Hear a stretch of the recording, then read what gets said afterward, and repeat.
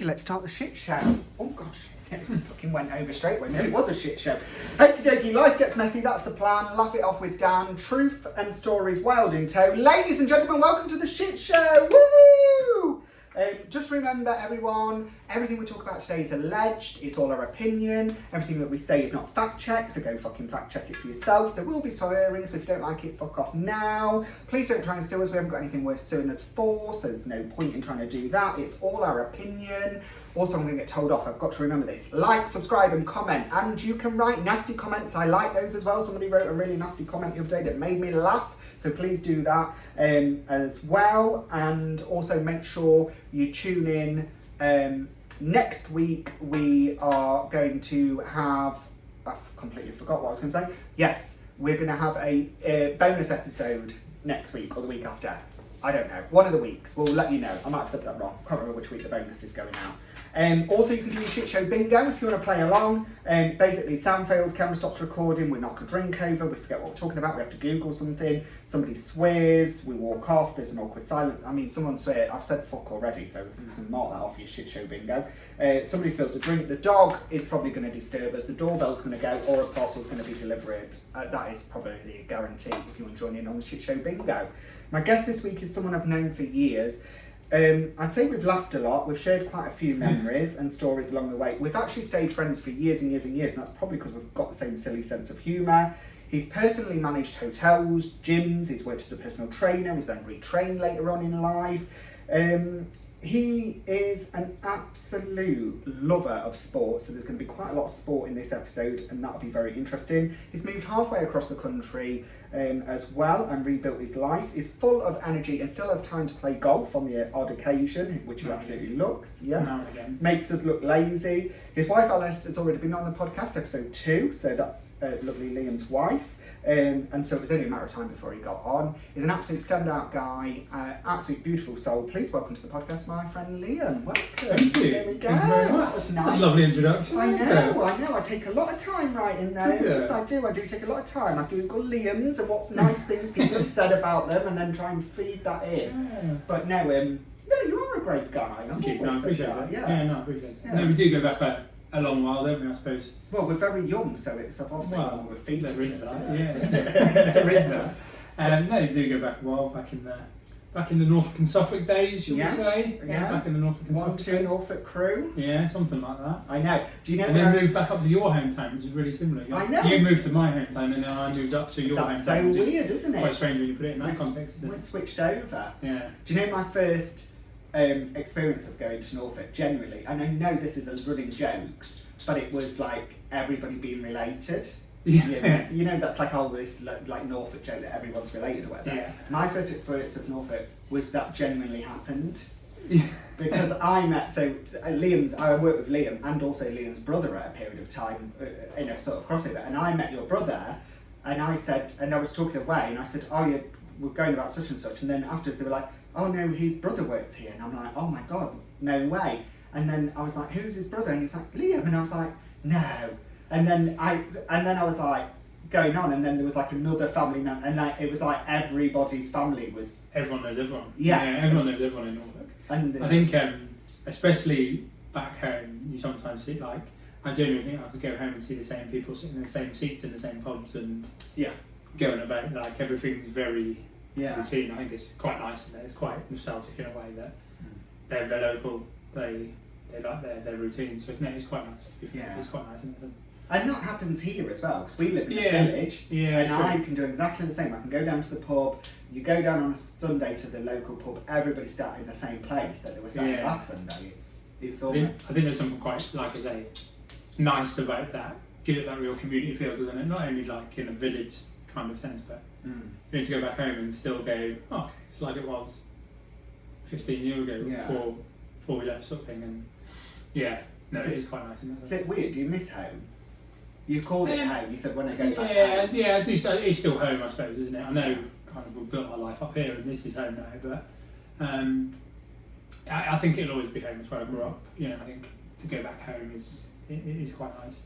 I like to go back home. I like to go and see old friends and catch up with stuff like that, and family especially. But I do like to come back, and I enjoy the life that we've built up here as well. So I do, yeah. I wouldn't say I miss it, but I do like going back. Yeah. I do like going back. Do you think it's because you just said I went the other way, so I came to your hometown when I was younger, but not in a horrible way, but when I was younger, so it was a different phase of my life. Yeah. Where now, I think building a new life when you're older is a lot harder. Because I mean, I've done it as well the other way, where I moved when I was a bit older. I moved, and I wasn't old by any stretch, but I moved, to another rural place when I was a bit older. As you know, I was moved around, and I remember getting there thinking, how am I going to make friends? Like when I was, in my 20s, it was easy because you go out and you're partying and you're meeting people and you meet people. I met so many people in the pub. Like when I lived in Norfolk and I got the flat, I went out to the pub and met loads of people in the pub and built up a social life. Yeah. Which I think is why I stayed there 6 years, because I think I built a life. I didn't just... Because you had your own seat. Glass. Yeah. I think obviously age does make a difference. I think, like I said, when I first got into leisure and hospitality, I suppose, was great. But I think that really helps meeting people as well, because... I think working in like leisure and hospitality industry, you get to meet so many different people in that sense as well. But also creates, especially in a younger day, creates a great energy for a nightlife, and I think that's because you all work together, you're all on the same hours. Yeah, everyone goes out together. Everyone goes out together, and then it's sort of like, who's on the early? Then they've got the short straw this week, kind of away you go. But I suppose. But then again, when we first moved up here, we stayed in leisure and hospitality for a little while, so I think that probably just helped build the friendship circle quite quickly. There's probably still two people that I worked with initially when I come up that I'm still really close with, and then there's other people that you kind of meet along the way, friend of a friend, and you kind of link with other people like that, don't you? So, definitely, I think it. Because I think the industry that you work in makes a massive difference. Yeah, and I think also, it's like a weird thing, it's like church and state or whatever they say, where it's like trying to separate the things. I always used to try and separate my work and my friends into two separate groups to try and build up a separate life.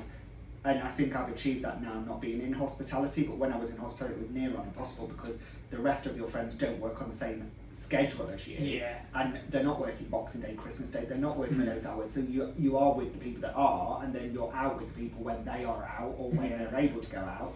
I mean, I remember when I was up in Norfolk, we had some great times out. That was something that was fun, and a fun part of it.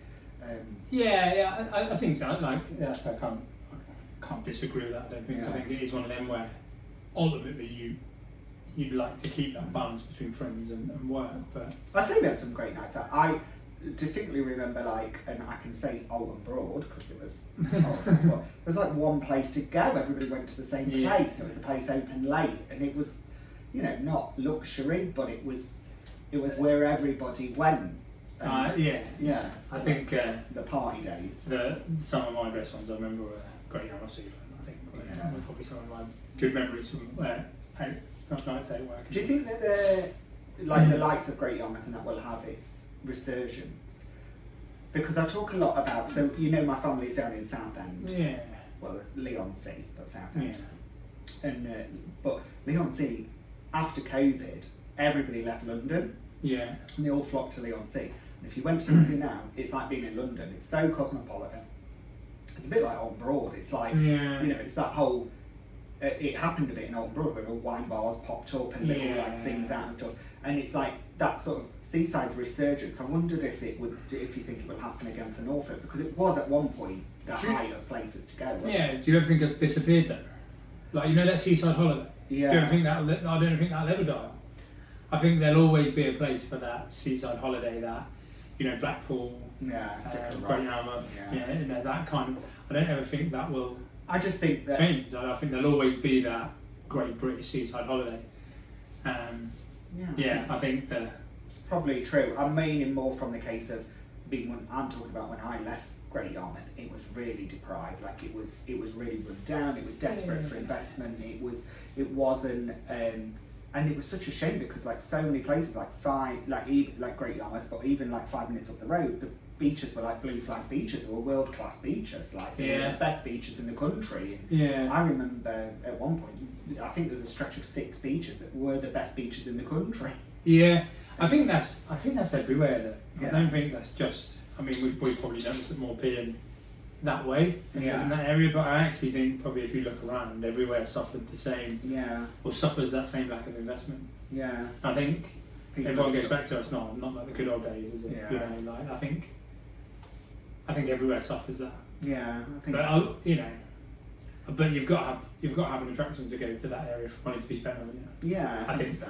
Yeah. I think if you can draw people to an area, then tourism picks up and you've got more money to spend, don't you? It's the roller coaster of even the time I lived there, because I remember there used to be shows on the pier, and they used to be really good. Yeah. And there was a really good vintage cinema, like it was really nice, like really beautiful Art Deco cinema, just randomly plonked in the middle of it looked like a car park. It was like the most random thing. It's actually near the pier, wasn't it? Yeah, near the opposite there, yeah. But what I'm saying, it was literally like just plonked. It was. Yeah. I mean, at the time when it was probably built, it wasn't. It was probably surrounded by buildings. But then over time, they've gone for whatever reason, turned into rooms. Yeah, the pier used to have really good shows, like proper celebrities as well. Like, I'm not talking about like oh, here's the Chuckle Brothers. I'm talking about like people would turn up and they would be like performing on the pier, and they'd be like, oh Jesus Christ, like they're down there. It's worth. And like I said, it drew people down, didn't it? And I think that's the thing is I think that to gain investment into anything, you need that draw and that you have to kind of prove that it's worth it first, don't you? Do you feel like there's a sense of calm at the sea? Because that's what I always miss. When I talk about the time I lived there, I used to go on a Sunday, and I think I've shared this with you before, like I used to go on a Sunday, it was near my flat, and I used to go down and go along the front, and I used to go to JJ's, and I'd sit and have my coffee, and look out to sea, and I felt a real sense of peace. I felt like at peace with seeing the sea, seeing the water, seeing that thing. And I do get that. I'm not saying I don't get it here, because I do. I walk around I get it here more in the winter. So when I walk around the forest in the winter, and there's nobody around, I feel a sense of calm. In the summer, my favourite book, all that. Yeah, it is so lovely, but I don't get that in the summer. In fact, if anything, I try and avoid the forest in the summer just because it's so chaotic. So. I don't know. I think the seaside's a tough one. I think living back there, we never went. No. You know when it's on your doorstep, you never go, and then you go, oh, I bet you were there every week, and you're like. No. And then the same up here. I expect most people don't even go to the forest. Sherwood Pines. We very rarely go to Pines or Rufford Abbey, and we just end up walking from our house and walking the closest route that we can, and we end up in the forest. Yeah. But and we are so blessed. I mean, I know. You know, when you think about Chatsworth, Derbyshire, Peak District, Sheffield, Nottingham, like we are the jewel of where everything is around. But I think that cross, going back to that questions of peace on the seaside. Yeah, there is. I think there is that element, especially when the sea's calm as well, and like on an early morning or late evening, and it is a calm, nice evening. Yeah. But then I just never think you make the most of it when you're there. No. Well, we never did anyway. Which is why you probably enjoy going back, because you probably do. Yeah, to be fair, we do try and especially get the dog on the beach for half an hour and try our air out before we go back home. So I definitely think that's a part of it. I think because I had continuous streams of visitors, I always felt like I was doing the touristy stuff. Yeah. For the 6 years I was there, I felt like for 6 years I did the touristy stuff, because every other weekend someone would be visiting, and I would need to be showing them, go here, go there, go do this, and then they'd be like, oh, we want to go to, Cromer, we want to go to here, we want to go to there. So I saw a lot of it, and a lot of the touristy places, just because simply people came and visited and wanted to go as well. But I always felt like, in a sense, and I do talk about this, and I felt like this the other week when I went down to Southend and I saw the sea. As I got closer, I looked out to sea and I thought, oh yeah, peace again. It is tranquil in the water. It just gives you that sort of peace that I don't know if I get that completely here. That's what makes me think I'll end up retiring at the sea. I think I'll end up. Do you think you go Southend way? I don't think I'll go to Norfolk or Southend. I think I need to be somewhere a bit hotter. You know me, I'm a sun worshipper. So,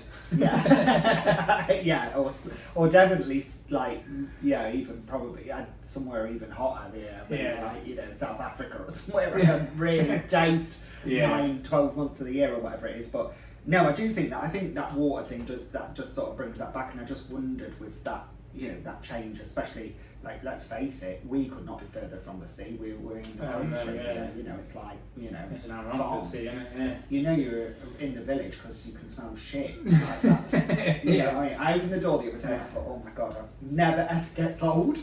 I opened the door going, oh god, it stinks. Because muck, because they're throwing, because of the pig farms and the farms and everything all around. It does.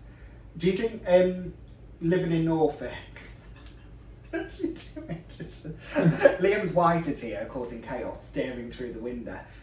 So she will probably make an appearance through the door now. I don't know what she's doing. Do you think being up in Norfolk and being in that environment is where your sort of love of sport came from? Naturally, I suppose from a young age, I was a lot of football from a young age, and fortunate enough to play a decent enough standard as a young kid. But that meant a lot of travelling. We was, backwards and forwards to Norwich 3 times a week, and then out on a Sunday, and whether you were at home in Norwich playing home games in Norwich, or we'd be in London, up in the Midlands, Nottingham, Derby, Sheffield, or Leicester way. But yeah, I think that's where I suppose it really started from being in school and kicking into that. But again, I think it's probably come from family as well, where they've played sport. Never forget, like my dad used to play on a Saturday and a Sunday morning, but my dad would play football on a Saturday afternoon. Me and my brother would go down and we'd have a kick about on the side of the pitch sort of thing, and then up to the pub after and stuff like that. And there, kind of like that was really where it took off from. I think from that point, to be fair. I think it.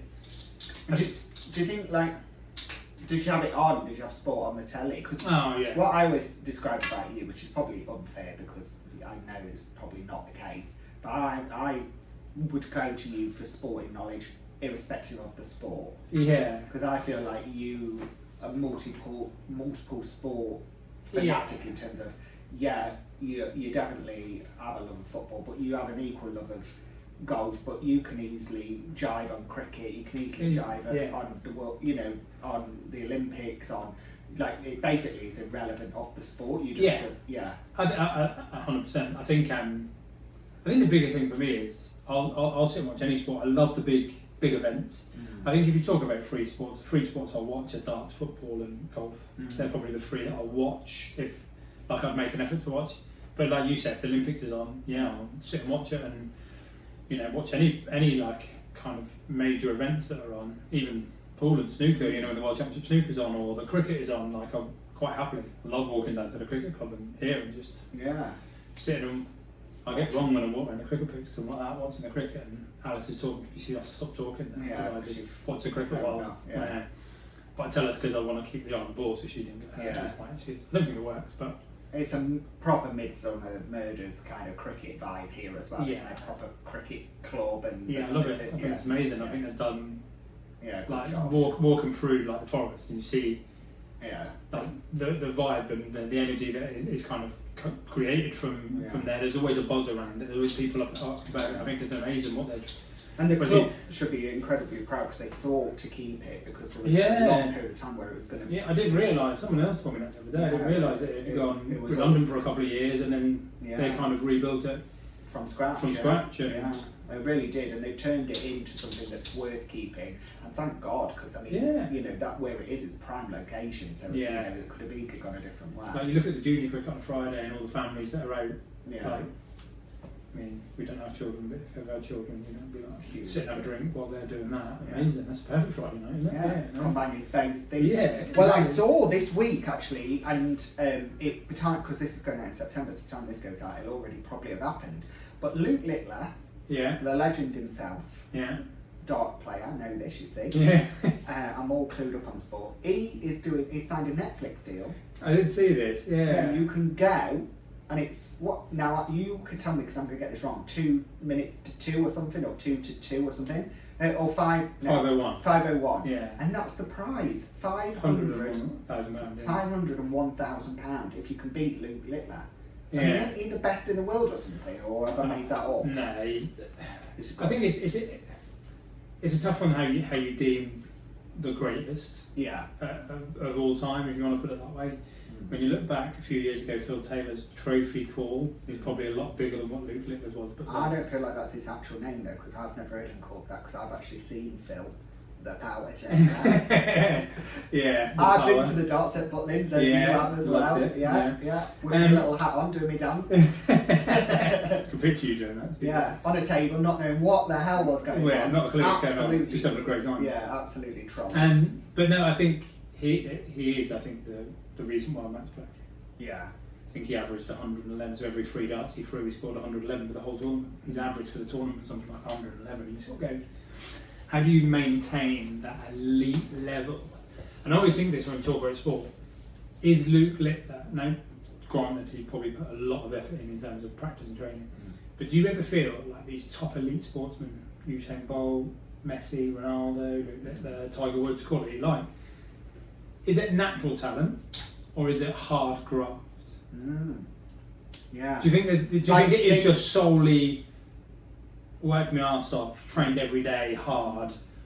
Born with it, like a singer. Or are you just born with, don't get me wrong, they've had to refine that and deliver that, of course they have, but to be an elite level sportsman like that, is there an element of natural talent?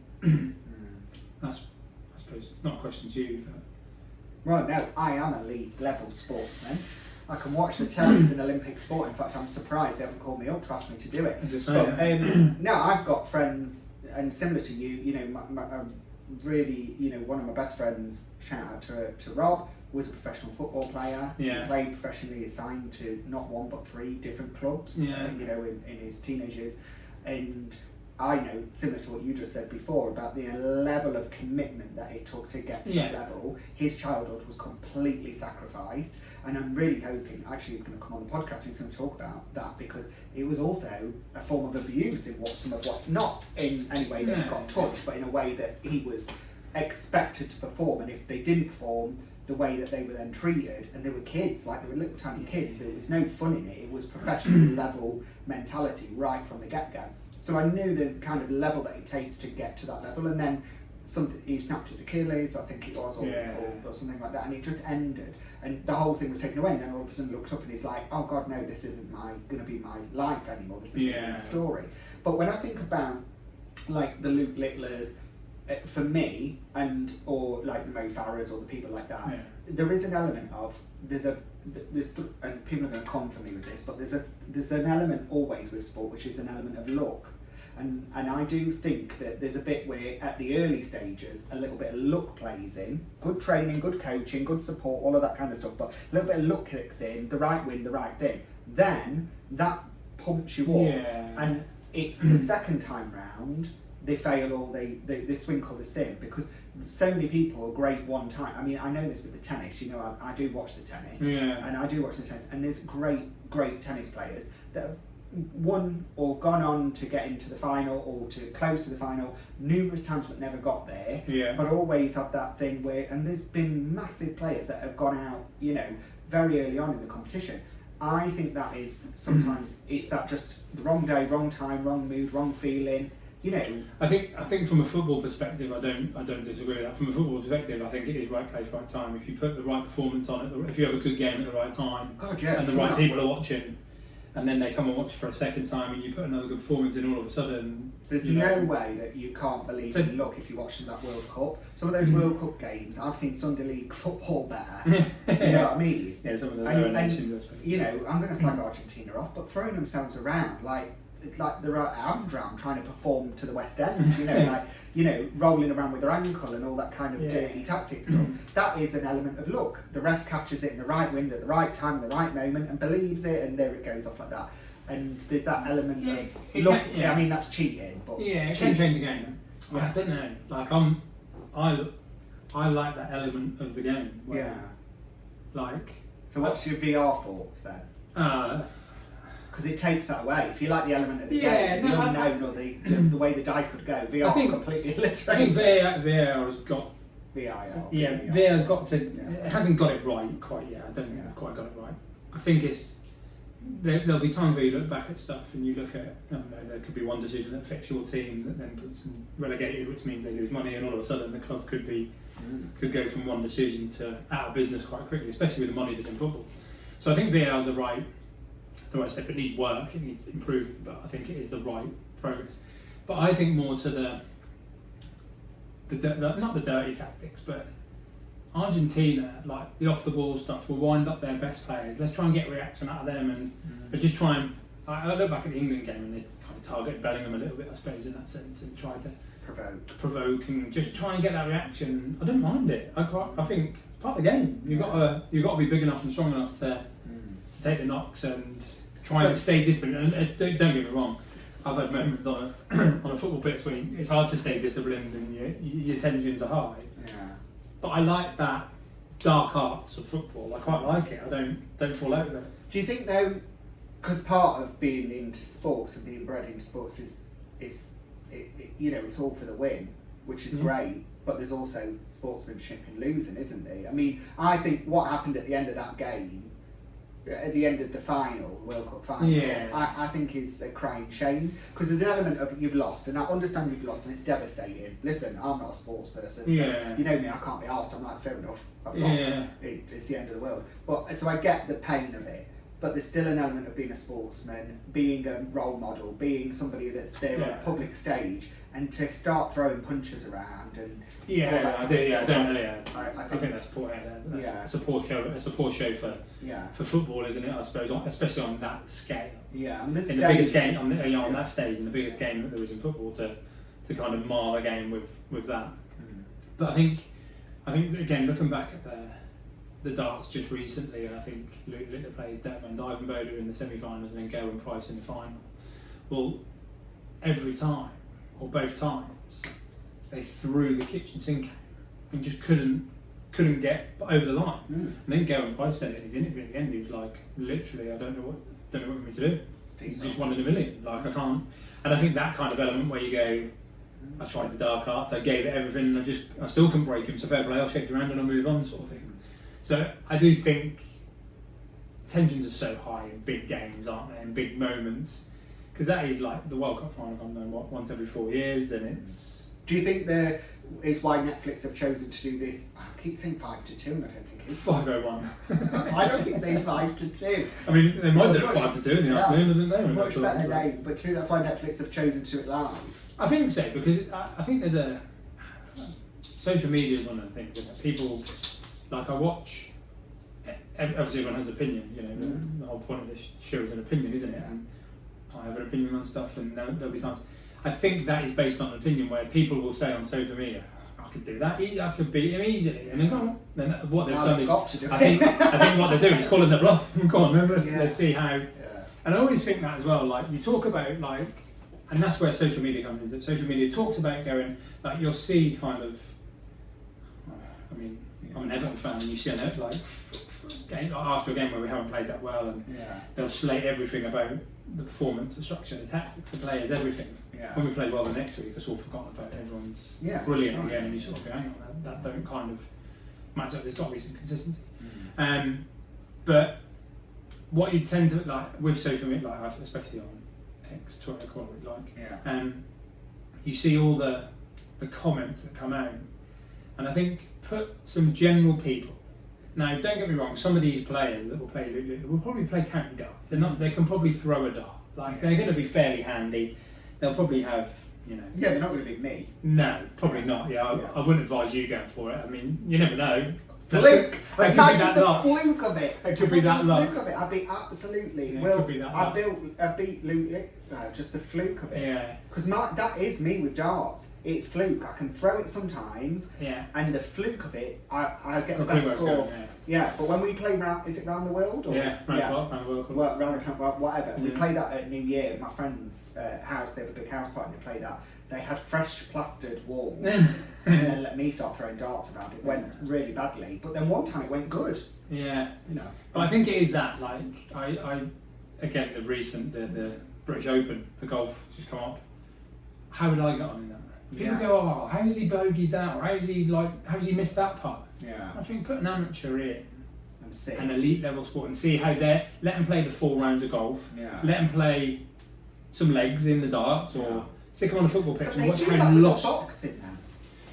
They do that with boxing. They do allow amateur boxing. You go through the ranks. And you go up, and then depending on your weight. Yeah, and into a professional. There's you can move from amateur into professional. Many amateur boxing. I've not watched many boxing matches where it's been amateurs that have just moved up through the weight class and moved up through the rankings, but literally are still going out and cleaning and doing whatever on a midweek and then boxing on a weekend. In fact, I think famously there's some real big famous amateur boxers that are still working full time. I think it's one that's like a plumber or something. Yeah, probably is it. Yeah, and I think but that again, that's, especially in combat sports like that, I think it's quite a sad indictment of the money that's in them sports. You see footballers that are on 350 grand a week, and then you've got someone that's not risking their life, but they are. The dangers of football compared to boxing is a lot different, isn't it? And the level of money. But then again, that's money in sport, isn't it? Rugby, all of rugby's another one. It's where it falls. So where do you feel about? So I saw obviously that the announcement from FIFA that they're going to plan on trying to sell off. To do that today. Yeah, the shares. Where's your mind on that? Because I saw the Prime Minister's statement.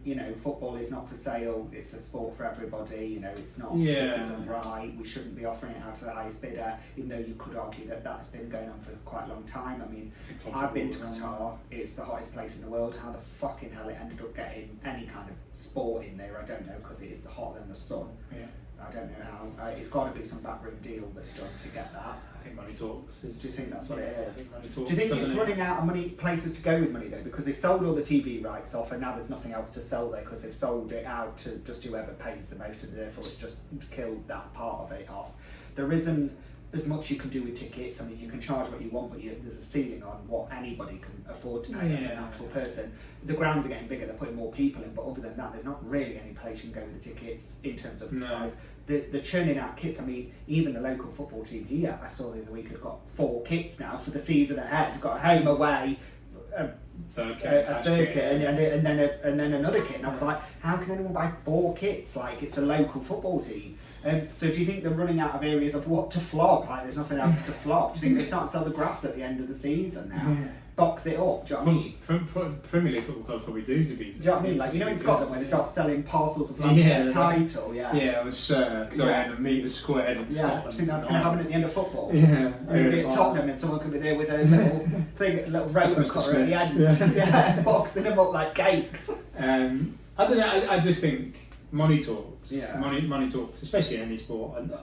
Do I want to see it? Probably not. No, I don't want to see it. But ultimately, do you think it's why it turns these people? So I think we were talking about before, like the people like, and I'm going to be really rude, but like, David Beckham, Wayne Rooney, these people that weren't particularly, when you look at them in their youth, when they were top player. I mean, David Beckham, when he was a top tier player, was not attractive at all. People lust at him. People throw themselves at David Beckham now. And he's got this godlike character. He's like, his looks have descended because of his popularity and his wealth and all of that in turn. But I think I was talking about Freddie Flintoff. I remember watching Freddie Flintoff one time when the Ashes were on, and he was swigging lager and he had a bit of a belly on him, and he wasn't at all what I'd call attractive. And I remember seeing an article with him the other week, and I thought, Jesus Christ, he's good looking. And maybe it's my eyes have gone worse, and I'm starting to see people in a different light. But there's this element, and I think I talked about Serena Williams. When she first started, she was. And Luke Littler as well, he's had a bit of a glow up recently. His clothing stepped up and his, his pretty. I think that's money, or do you think that's just desire, or companies getting involved, or? I think there's an element of the funds to do what you like with it, I suppose, is probably the way to put it. But I think it's I think when you if you take Rooney or Beckham for example, that are training 4 or 5 days a week, if they're away, they're out the night before, you get literally, football life is just constant, isn't it? So, in an answer, probably do they care about their appearance at that time? Probably not. But when you finish football and you've got multiple disposable income, if you want your hair doing or your teeth doing or whatever you want doing, you have done what you want. Allegedly, allegedly, Rooney's on his 6th hair transplant. Is he? Yeah, allegedly. Because they don't work. Keeps trying and they're not working. He did make me laugh on the World Cup though at half time. I love this. But again, that type of punditry is so honest. Why is he not a captain? Why do those people not get captain? Why do they not become captains of England? Why does that not happen? Or like the manager of England. Yeah. Not the captain of England. Yeah, sorry. I think he was at some point. Too. Yeah. It's money. I wouldn't say it's money. From that perspective, let's take, I don't know, Anthony Joshua for example. Yeah. One of the best British boxers going. Is his trainer or manager as good as him? Yeah. No. Yeah. You don't, to be the best coach or the best manager doesn't necessarily mean you have to be the best at the game. I think it's a different skill set to be able to then. Don't get me wrong, there's an element where my experiences, the learning, but I think people Rooney's had a go at managerial and he's done well in some places, he's done well in fits and parts of it, but not fully. But then I look at the level that Rooney played at compared to what he's coaching and managing, they're never going to be able to achieve what he's achieved. So is he wanting them to do stuff that but they always he would go, well, that's normal, like everyone does that. Actually, no, you're a little bit different to the... Yeah. I just think about that because I see Cloughie clips on the internet all the time. So Brian Clough, for the people at home that don't know who I'm on about, and he was a player, a very good player, and then became a very good manager. And more famous for being a manager than a player. Yeah. And recently, who passed recently? Somebody passed recently. Kevin Keegan. Who was a very good. I think there are people that have done both, and I think that. And there'll always be people that do both and go into it well, but I sometimes think, I think the boxing analogy is the best one. You look at Anthony Joshua's trainer. Was he a World Championship fighter? No. And I think but he knows how to train and coach World Championship people. Well, I've just seen the guy in Scotland do swinging on the bar. Don't ask me what it's called. Right. And his trainer was at the side, panting, sweating, and the camera was focused in on him. I don't know where the champion, what's going on at the moment. Commonwealth Games. Yeah, Commonwealth Games. And I saw his trainer, and his trainer's never swung on a bar in his life. You could tell, no offence to his stature, but you just could tell it's not. And I do think you're probably right, there is probably some of that. What do you think is sort of like an underestimated sport then? So we talked about money talking about in sport. So we're talking about, because I think, and I'm going to give Luke Littler all the props here. In the good old days, Bullseye, he made people fall in love with darts. Well, he done the last one, didn't he? He done the recent series. I do think Bullseye, when I was growing up, was the reason people loved darts and people played darts in pubs and people went to join darts team and I do feel like Luke Littler is doing one thing definitely, which is bringing it into a generation, 100%. Both on social media and in the modern world. And the Netflix thing interests me on two things because I think about business a lot, so I approach it from a business angle. Netflix were a disruptor in the marketplace they were in because their whole stick was, oh god, we're going to go in, we're going to create a streaming service, we're going to drop a whole series and people are going to love it. And the conventional TV channels could not believe they would go in, they would drop a 10, 12 episode of a series and people would consume it at a rate of knots, the viewing figures off the chart, and now everybody's doing that. It's a household name on Netflix, isn't it? Yeah, and everybody's doing that. If you look at iPlayer, they drop everything in one go, the first episode goes out and they drop it all.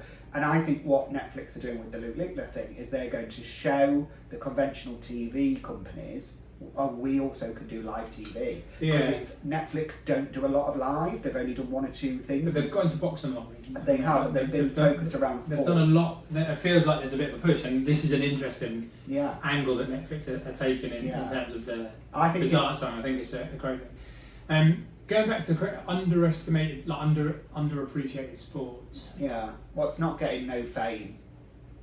What's struggling? Because there's lots. I know there's lots of sports that don't. I think it's a tough one. There's a real good debate. I don't know if you've kind of heard about it. There's the 9-darter in darts. There's the 147 in snooker. Or there's the hole-in-one in golf. And everyone goes, "What's the hardest?" And I think, coming back to your question, there's probably an element of luck in some of it and stuff like that. So I think, like, from a skill perspective, you watch some of the snooker and they pot the red to put the black there, but they're 4 or 5 shots ahead of where they're playing at the moment. And you think to actually play at that level, and again put a pub player in against them, it'd be interesting to see that amateur versus pro. And I think Netflix could probably go down that a little bit more, going, let's put some amateurs up against some pros then. And what other sports can we do? Can we do it with snooker or can we do it with something else? You'll probably see that turn out. If Yeah. this goes well, you'll probably see Yeah, I think you will. But I think in terms of like, I think athletics is one of them. Like that's the dedication. The dedication, I think, is underappreciated, and the money probably in athletics. I don't know it personally, but I can't imagine it. I can't imagine they're on 150 grand a week like some footballers are. No, you know what I mean? they're just. I think it's hard to get that household name effect. I think Yeah. you know, unless and I say that, but then once in a generation to come along, Simone Biles, I think she for her sport, for very different reasons, not necessarily all of them positive, I think has become a household name. Usain Bolt's probably another household name, and if you talk about name athletes straight away, you probably go Farah, Bolt. You know, you go to. But then again, I think it all links back to that London Olympics, doesn't it? Yeah, when there was that coverage and that. But I also think it comes down to them doing something that's like once in a lifetime or in a moment of time, or the way that it captures the spirit. Because I think that, you know, take out athletes and look at horses, look at animals, like, you know what I mean? If I tell you a famous dog, you think Lassie. If I tell you a famous horse, Red Rum, you know what I mean? And to be fair, you know, I think those things are synonymous for things that happened in a moment of time. You know, back-to-back wins 2 times over, once in the quickest. Usain Bolt got to Usain Bolt because he won the quickest. World record. We've done both. Didn't he do the 100 and 200 in London? Yeah, and in a time record that's never been seen before. And so, you know, and then you get other sports personalities, you know, famously Paula Radcliffe, I think of shooting in the street, you know, immediately, and that's probably not what her whole career has been about, but it's how I associate it. It's how you remember it, isn't it? Yeah. And well, even more recently, they broke sub 2 hours, didn't they? In the last London Marathon. Yeah, got subpar. No one's ever gone under 2 hours, and the person that finished second broke 2 hours and still didn't win it. You'd be devastated, wouldn't you? You'd be like, what have I got to do to win this? I know, absolutely what have I got to do to win this? Somebody ran it with a fridge on the back. Fridge freezer, it blows my mind. There's some amazing achievements, isn't there? Yeah. Would you want to do the London Marathon? I would love to. It's a bit of a bucket list thing, to be fair. I think it is one of them that I'd love to do.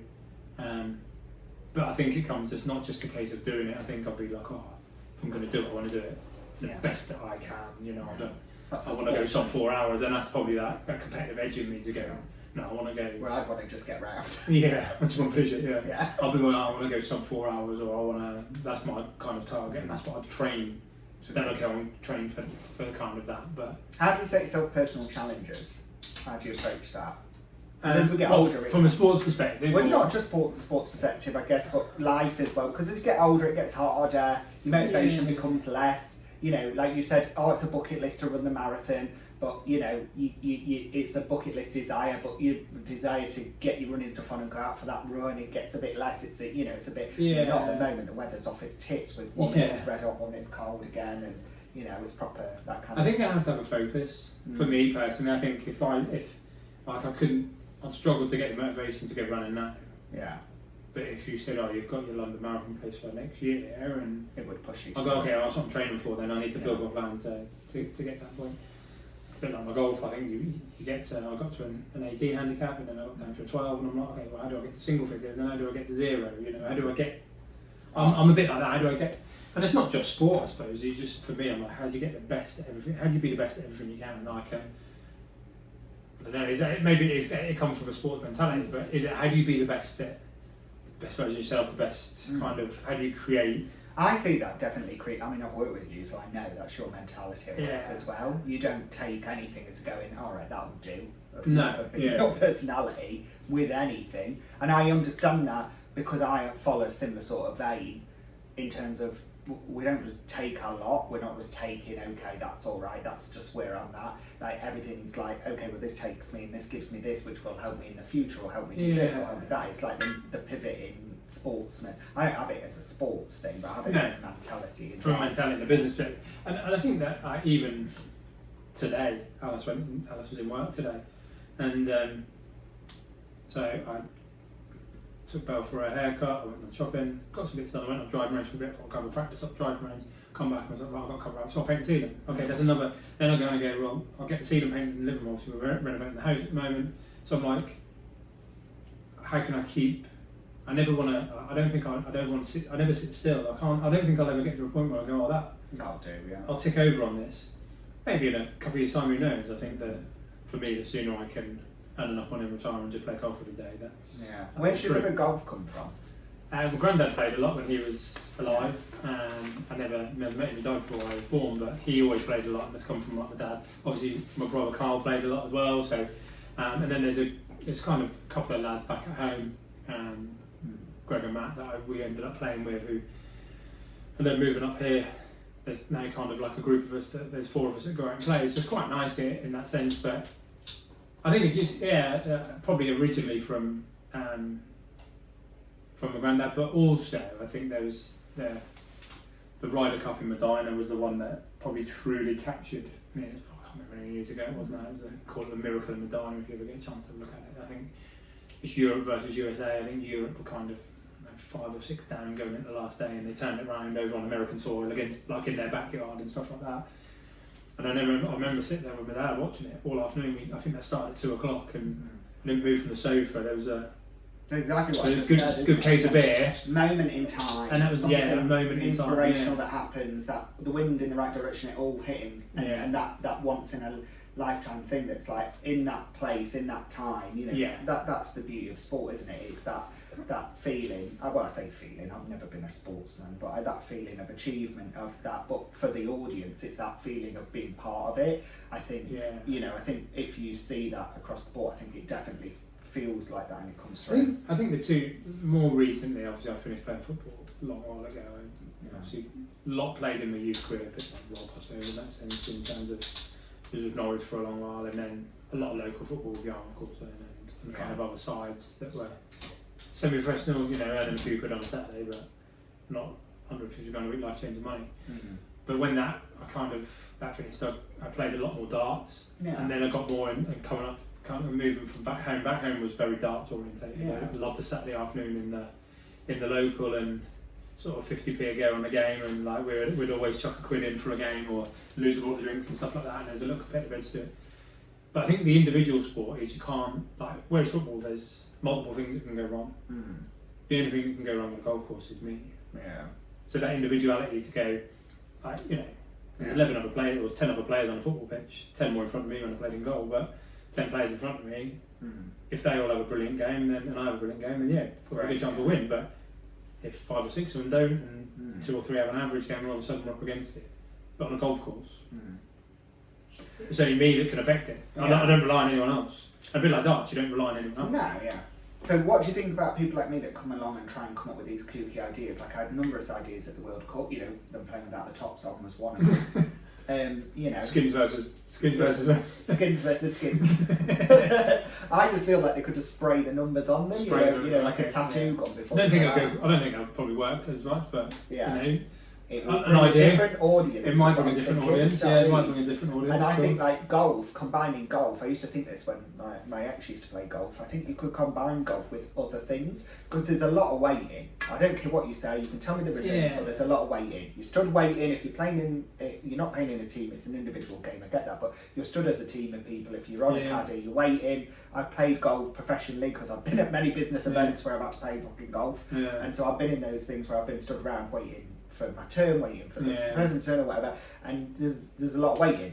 That's where the banter and the mentality and the sportsmanship. But I feel like they could use that time for other things, like maybe a limbo competition where the golf is happening, or spinning it out. But especially on the telly, because like a lot of time while it's being set up and that, they could be over to the left with the rest of the players doing a limbo. I mean, you know, these are all solid ideas that are just getting lost. I mean, in your opinion, they're solid ideas, of course. Many other people's opinions, I'm sure, and I love to hear those opinions. But I think the golf stuff's really interesting because we had the Live Golf Breakaway Tour, but again, money driven. Yeah. It was money backed. Do you think they'll bring a hydration break into golf on the telly in the future? Who knows? I mean, if you can stop at the halfway house and have a pint on the way round, then my god, yeah. But I think when you look at sponsored by Horse-Name or something, you know. Yeah, when you look at the golf though, golf is a very gentleman sport, isn't it? I think the PGA Tour kind of do that. Live kind of come along with a bit of cash and funded some of the big players went across and played in it, and that's a real party atmosphere. If you ever see any of their events, there's a lot of like live music playing all the time, all the way around. Whereas, and the events around it are all focused around building this atmosphere of podium based. It's a bit like the Formula One now, where it's just a cash cow. So you're not on social media. No. Sort of. Yeah, kind of fringes. Yeah. So there's two questions I've got around that then. First question is, because I want to talk about sporting scandals. Right. Because I feel like the height and life of social media, but sporting scandals and what it does to sporting legends, if you like, or sporting people, is fascinating to people. People can't get enough of it. So I wanted to talk a bit about that, and then when we first started talking about O.J. Simpson, you went, "What happened? What's the story?" So then it made me think, you're not on a so Anna Nicole Smith. God, I can't get my words out. Was his wife? Okay. I know, a bingo, couldn't get my words out. Or his girlfriend, and he murdered her allegedly. We don't know if he did. There was a trial, very famous, but because he's such a sporting hero, it's like David Beckham of the time, but for basketball. He got away with it. They didn't convict him. They couldn't believe that he could do it, and he got off, and that was like crazy. It went wild, and then later on he got convicted for something else because he then thought he was untouchable, and then he ended up doing something. And it's like these sporting people, like Oscar Pistorius, again, allegedly, we don't know if he did or he didn't, but allegedly he killed his girlfriend, he shot her through the door, but it wasn't a row, but it could have been a row. These elite sports people and these scandals fueled by social media, but because you're not on social media, you miss that side of life being fueled by this spectator sport. Do you think it gives you a happier life because you miss it out, or you don't get engulfed in it?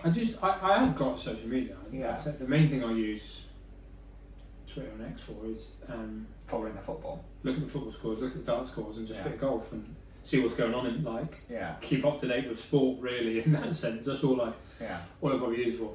I have Instagram and kind of stuff like that, but I only have TikTok because I get sent loads of videos, and I used to ask Alice to play it.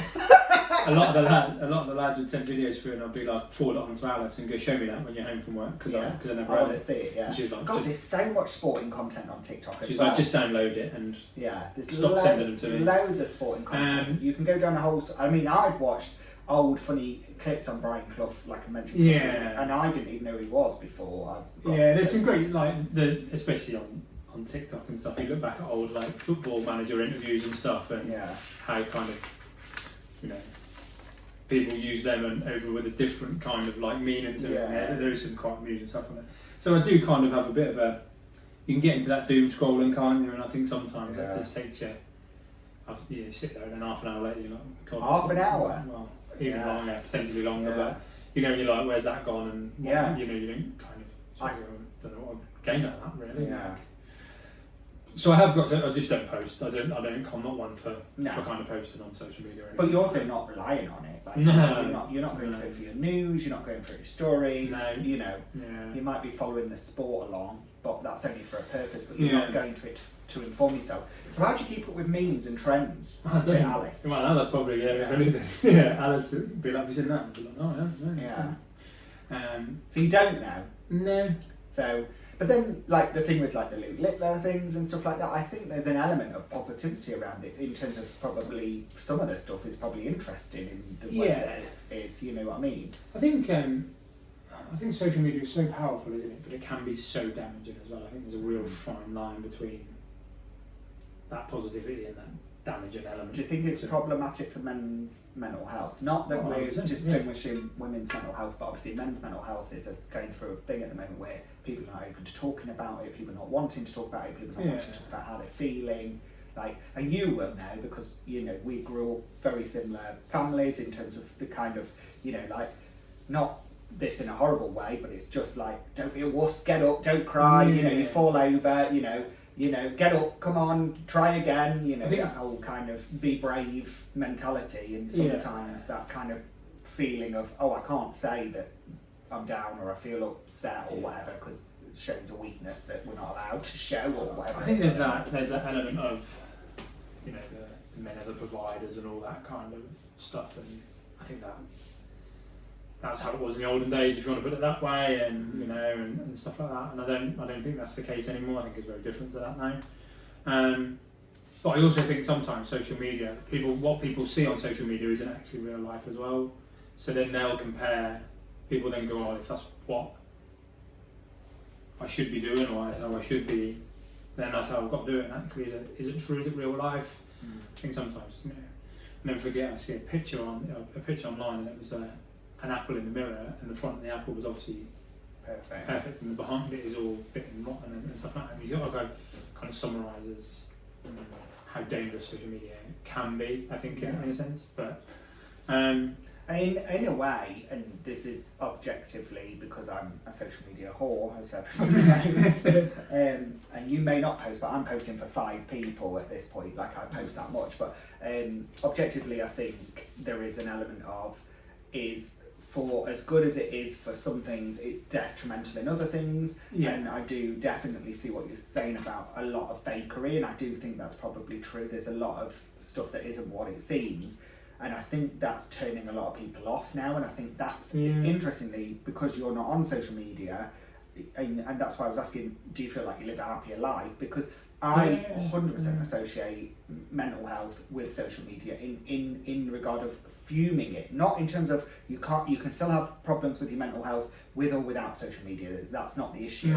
But I feel like it fumes it because of the thing of heightens it, doesn't it? Yeah, not feeling good enough, or not feeling like I'm doing what I want to be. I mean, there's a famous TV program, that was debated a few weeks ago on the podcast as well, which was Danny Dyer's How to Be a Man. And it was Danny Dyer basically saying, what is a modern man and how do you be a modern man? What does that look like? Because of our preconceived notions of what it's going to be. And what you see elsewhere, and what you...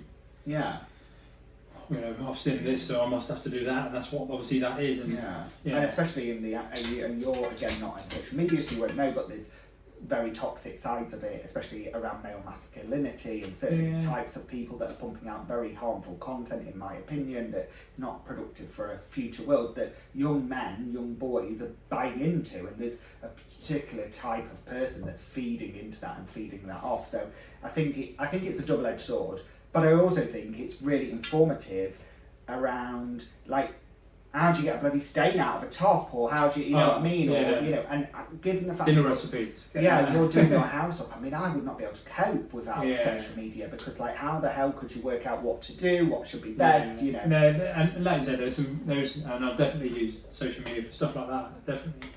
And I think there's, I love some people have made great careers and loads of money out of social media. I think fair play to you. Do you know what I mean? Like, don't get me wrong, you've grafted, it's not easy, and people go, all they do is post all day. And I'm like, it's not as easy as just posting. Don't get me wrong, 1 or 2 posts at the right time, they get the right thing, and then it leads to something else, and it snowballs from there, of course. But it's still a graft, it's still hard work. Like, I think you look at what Angry Ginger's achieved. All he done was streamed his computer games. I mean, have you got to wait, like, that went on and won the jungle? And you sort of go, what? I know. And I think that's how... And I'm looking forward to hocking down my kangaroo's penis. Let me put my teeth back in. Hocking down my kangaroo's penis in November myself, when I'm a celebrity, I'm sure. But, when you get called. Yeah, they haven't called yet. I'm still waiting for Gogglebox. I'm holding out for Gogglebox. Christ, the amount of content I've pumped out on the TV, I've got to be on the producer's radar at this point now. Like, I'm literally pumping out. Who would you do Gogglebox with? Oh, that is the $1 million question. That is a good... Yeah. But do you know what I always like, and I said this... Or would you invite people each week? Well, I don't think you can. I think it's kind of separate. Yeah, I love spending time with my sister, to be fair, and we do vibe off each other, but I do say this, I really do believe this. I think whoever you do it with, it's like work sometimes. I've just recruited somebody at work, and I'm just like the polar opposites of me, like completely the opposite of me that's in my team. And I was like, I love it. Like, because that person's sharp, that person's direct to the point, and I'm like, my arms going everywhere, and this person is nothing like that. They're very, very strict, straight-laced, and I'm like, I actually quite like it, because it's making me be like, oh no, okay, yes, we don't need to be, tit-tatting or whatever. I think even when we worked together previously, that I think the good leaders always put good people around. I always try to make the team better than me, so I don't. Yeah, and not all the same personality. Yeah, all different personalities to get a blend of stuff yeah. makes it more of a successful team. So I think that about Gogglebox. I think I'd have to pick somebody that's not me, because you couldn't have me fucking harking off with my opinion of 2 minutes and then somebody sat next to it harking off. It'd just be two opinionated arseholes, and it'd be like, for fuck's sake, shut up. True. So I think, I don't know, but I'd love to do it, but mainly not because of the fame, but apparently they get free takeaway, and you know I love a takeaway. So, do they? Yeah, I do love is there any money in it or not? No, I don't think so. I think there's no money in telly now, in my opinion. I think unless you're going to make it really big, I don't think there's money in that kind of stuff. But who knows? We'll find out. But then again, is it one of them that leads to other things? Isn't it? That's the opportunity or the exposure that leads to other things, isn't it? That could come through. I was really pleased this week. I was interviewed about the podcast, and they asked me, what is it that you wanted to achieve with the podcast? And I said I didn't set any achievement. I literally thought I'm going to yabble with people, all different types of people, all different types of personalities, and just have a chat. And I want people to think, when they've finished listening to it, it was like listening to a mate, and it was like the conversations that I have in the kitchen. That's why it's in the kitchen, and that's why it's based like this. And I really just wanted people to walk away and thought, just think, like, agree, disagree, laugh, don't laugh, whatever. Yeah. But I just want people to walk away and think, and then afterwards I thought, what I really wanted was, in all sincerity, somebody that's feeling a bit lonely to be able to just listen and take the dog fucking going mad. Sounds like he's trying to tunnel in. I know. I just wanted somebody able to listen and take themselves away for a minute and just think, oh God, because all the podcasts that I listen to, and I don't listen to deep podcasting, I listen to all sorts of stupidity on the internet, but all the podcasts that I've listened to, I've put on in the car, have took me away from my brain for a minute, not in a horrible way, but in a way of just escapism. And I think that about like sporting podcasts and all those kind of things, like it's just escapism, isn't it? Yeah, no, for sure. So Liam, that being said, what's your shit show of the week? We always ask guests this, so we always say, what's your shit show of the week? I'm going to share mine with you, which is a bit heavy, everybody at home, so pre-warning. My friend had her pet die. She had the pet for 13 years, and it just reminded me how shit it is that you fall in love with and give your love, and it's a bit metaphorically for life, but it's like all that in, and it just, in a click of a heartbeat, it all goes, and it's just how devastating it is. And it reminded me of, to love is to lose, and that is so difficult in life, in everything. And that's people, you know, I've had relatives pass away, that's lovers, that's family, that's everything in between. Like, to love something is also to eventually lose it. And I think that just made me think, God, that's fucking so shit. Because you give your whole heart, and then I think your heart gets broken. Yeah, it's so true. But it is that, I always, like, not to try and spin it into a positive, because it's never going to be a positive, but I always think, God forbid, when it does ever happen with our dog, I think about the great stuff and all the great life that they have had, and that you were able to give them and stuff like that. You know, you see so many horror stories, don't you, with pets? Yeah, I always. But to actually go, do you know what? Like that, and nothing will ever change. It'd be the worst week of your life. Oh God, change.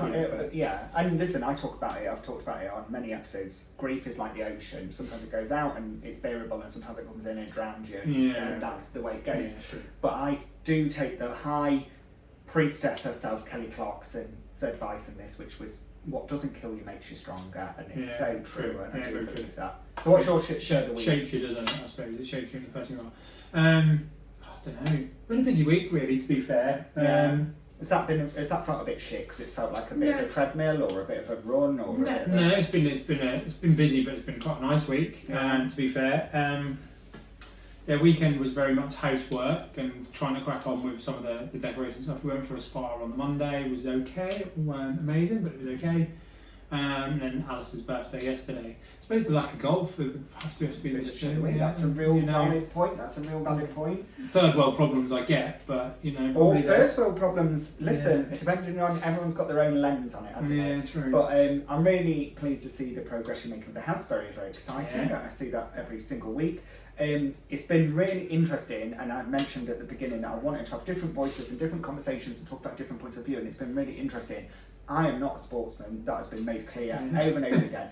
But I have an opinion on sport, and I think about it, and I think the things that I think about our chat now is that, you know, is that whole, you push yourself, you train, you go for it, and that whole mentality. And sometimes you win and sometimes you lose. And that's a bit like this podcast. It's a sport in itself in terms of sometimes it'll take and sometimes it'll win and sometimes it won't. Who knows what's going to happen? But you've got to get on the pitch, you've got to get on, hit the board, you've got to have a go. Well, my advice to you would be to sign up to Luke Littler's 52 to 1. 52 to 1 or whatever it is, Yeah, 62 to 1. Because it's 500 grand, I've heard, and I'm seriously considering it. I have literally been Googling dartboards as we speak to try and work out how much it is. So, you know, I might be the 1 in a million. You might I will be definitely that. make it on the show. I can guarantee you that. Yeah, there's a good chance you'll be on that. I'll go down for the first throw and I'll throw it and they'll say, get this fucking idiot on, and I'll be on. They'll make some money, Yeah, and I'll go on. So, because live telly with me throwing a dart around, you know what I mean, cover your eyes. Good, Might look like Macy Gray. Is it Macy Gray? No, not Macy Gray. She's got 2 eyes. Gabrielle. Macy Gray. Macy Gray's back is why I'm coming. I just saw on social media she's announced a tour, so that's where I've got Macy Gray in my head from. Yeah, no, I don't think I'd ever get close to it. Do you not? No, I'm not ever close to it. Well, guys at home, you can let us know if you think you could get close to it. You can also send your shit shows of the week to shitshowwithdan@gmail.com if you want to send your shit shows in. Somebody did send one the other week. It was very rude. I can't read it out. It was actually fucking disgusting, but I don't mind a bit of filth. I mean, I've read 50 Shades of Grey, so we're all open to it, but it was a bit disgusting. It was actual shit show, so I don't think we can actually share that. But we do want to hear your stories, so please do email them in. Make sure you like and subscribe. And ladies and gentlemen, please thank my wonderful friend and beautiful guest, Liam. Thank you for the chat. Thank you very much. And make sure you like, subscribe and follow for more content. And we'll be back next week for another exciting episode. Love you lots. Keep going. Oh God, I have to give you words of wisdom. This is my thing. I'm going to do it at the end, and I always forget this actually. So this week's words of wisdom is sometimes you think it's a fart and it's not. It's a shit. So just be careful. You might actually shit yourself. Thanks so much. Bye.